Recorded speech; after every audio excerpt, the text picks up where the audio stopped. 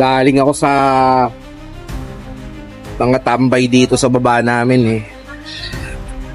Lahi mo itong asawa ko eh, pinagkakalat at takot ako sa kanya.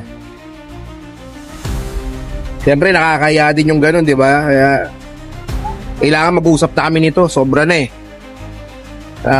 Napipiko na rin ako yung masyado pinagkakalat na takot ako sa asawa. Kailangan namin ngayon magtosa. Papasukin ko na to eh, para malaman nyo yung totoo. Tingnan nyo. Talagang tong ano eh. Ay ka! Ay ka! Hoy! Ano yung mga talagang ano yung pinagkakalat mo sa mga barkada ko doon na takot ako sa'yo? Ikaw,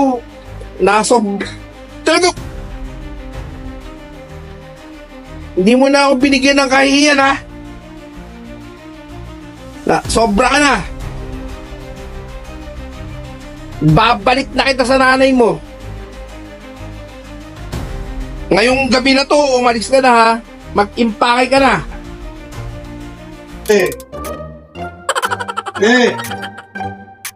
O naman, di ka na mabiro eh. Malamok dito. Ami.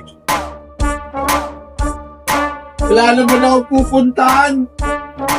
Wala akong tutulugan, malamok dito. Sana binigyan mo man lang ng kumot tsaka unan.